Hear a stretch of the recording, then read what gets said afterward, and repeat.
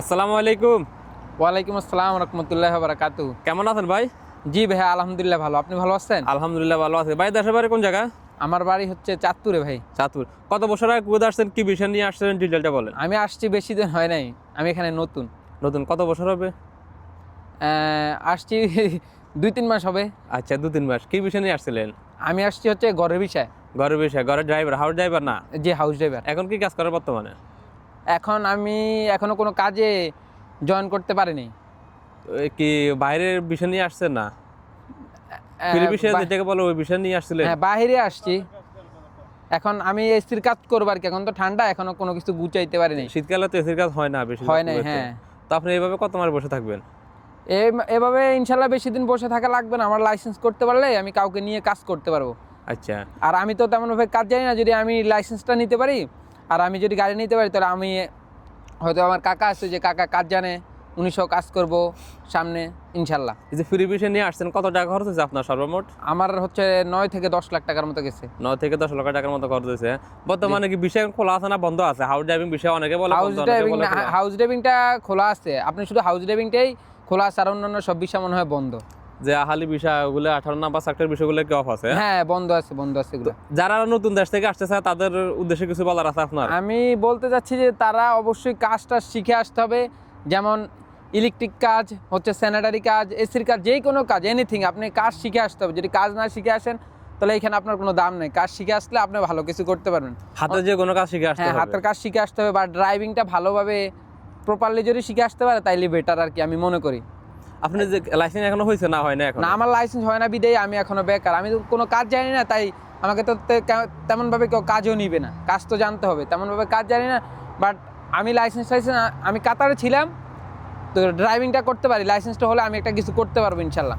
কাতারের কি লাইসেন্স ছিল আপনার? হ্যাঁ, কাতারের লাইসেন্স ছিল, আমার নিজের গাড়ি ছিল, বিজনেস ছিল। কাতারের লাইসেন্স কি দেশে হবে নাকি না? আমি আমার কফিল চাইলে হবে, কফিলের সাথে কথা বলতেছি ইনশাল্লাহ। কফিল হয়তো বা আমি টেস্ট লেখালে ওই দিন উনি গেলে হয়তো আমি লাইসেন্সটা পাবো, দেন যদি কিছু করতে পারি ইনশাল্লাহ। আচ্ছা, তো দেশ থেকে যারা আসতেছে মানে আপনার মতামত হচ্ছে যে তারা যে কোনো কাজ হ্যাঁ, শিখে যাতে অবশ্যই আসে। কাজ না শিখে আসতে এখানে কিছু করতে পারবে না। তারা হচ্ছে বসে থাকতে হবে, বেকার থাকতে হবে। আর যদি আত্মীয় স্বজন থাকে তাহলে হচ্ছে আলাদা হিসাব। আর কি বিষয় নিয়ে আসলে ভালো হবে দেশে? সবসাথে কি বিষয় এখানে আহালি শুন ভিসা হইলে আর কি ভালো হয়, আপনি যে কোনো কাজ করতে পারবেন, কোনো ঝামেলা হবে না। আহালি শুন না হলে অন্যান্য বিষয়ে কাজ করতে একটু গ্যাদারিং আছে, চেক করলে প্রবলেম হবে আর কি। আলি বিষয় তো এখন আপাতত বন্ধ আছে। বন্ধ এখন তো মানুষ আসতেছে, যে ঘরে বিষয় আইসা বাইরে কাজ করতেছে এই আর কি। কাজে কুয়েতে এমনিতে কাজের চাহিদা অনেক ভালো। যদি আপনি হচ্ছে যে কাজ করতে পারেন, কাজ জানেন, যে কোনো একটা কাজ, হাতের কাজ জানতে পারলে আপনি বসে থাকা লাগবে না। আর কাজ না জানলে আপনার দীর্ঘদিন বসে থাকতে হবে। কুয়েতে বর্তমানে সার্বিক পরিস্থিতি কেমন বর্তমানে এখন?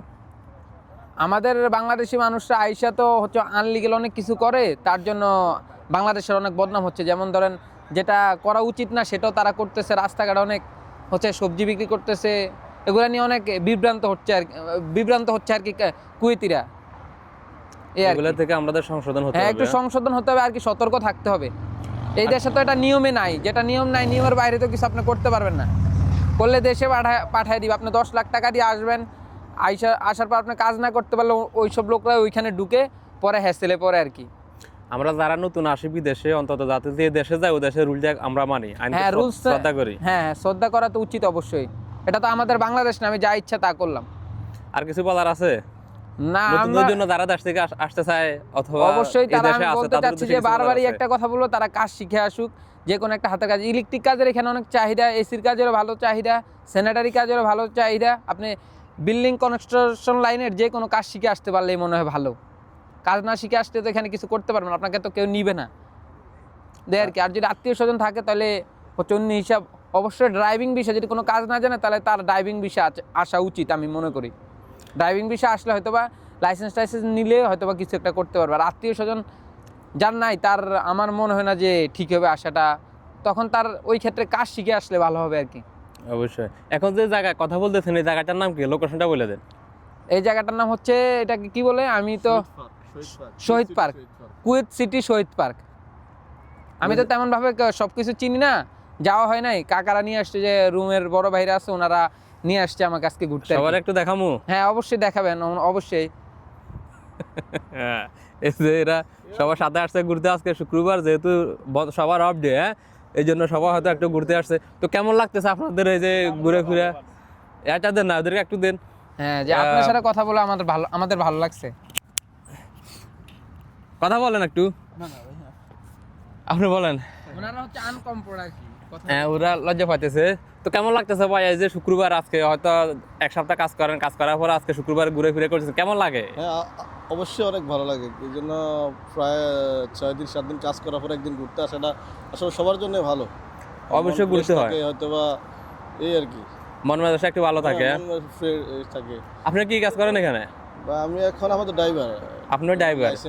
লাইসেন্স। ড্রাইভিং এর সুযোগ সুবিধাটা কিরকম? সুযোগ সুবিধা আছে ভালোই, যে ড্রাইভিং করতে পারে তাহলে ভালোই সুযোগ সুবিধা আছে, তবে কোনো জায়গায় একটু কাজ করা যায় এই আর কি। কুয়েতে তো ড্রাইভিং অনেক রকমের সেক্টর আছে, ঘরের ড্রাইভিং, কোম্পানির ড্রাইভিং, অনেকে ট্যাক্সি চালা, অনেকে তালাবাতে করে। সব সাথে বেশি কোনগুলোতে সুযোগ সুবিধা বেশি একটু ভালো? এখন আপনি যদি না আসেন, হয়তো আহলে ওই যে বাতিজা বলছে আহলে আসলে হয় কি, আপনি ড্রাইভিং নিজে লাইসেন্স বাস গাড়ি চালাতে পারবেন বা কাজ ধরতে পারবেন, কাজ করতে পারবেন। কিন্তু এখানে ওই ঘরের বিষয় যারা ড্রাইভিং তাদের কাজ ড্রাইভিংটা করাটা একটু মুশকিল এই আর কি। তারপরে অনেকে করে, অনেকে তো করতেছে, ও তো করতেছে। একটু রিস্ক নিয়ে রিস্ক করতেছে। নিয়ে করতেছে আর কি, রিস্ক নিয়ে আর লিগ্যাল ভাবে কোন এখন বর্তমানে যে ফুড ডেলিভারি বিষয়ে অনেক লোক আসতেছে, হুম। ফুড ডেলিভারি বিষয়ে কোনো তথ্য আছে আপনার কাছে? এখন তো আমি তা মানে ফুড সঠিক ডেলিভারি বলতে সুযোগ পারবো সুবিধাটা না। কিরকম? কিন্তু ওই সেক্টরে আমি নাই। আচ্ছা, যে ওই বিষয়ে আপনি sector এ জানেন থাকলে না। হয়তো বা বলতে পারতাম আর কি। আচ্ছা, আপনি মানে ঘরের ড্রাইভিং করানোর বিষয়ে আচ্ছা। করেন। তোকে ভাই অসংখ্য ধন্যবাদ আপনার মতামত দেওয়ার জন্য। আসসালামু আলাইকুম। ওকে, আসসালামু আলাইকুম।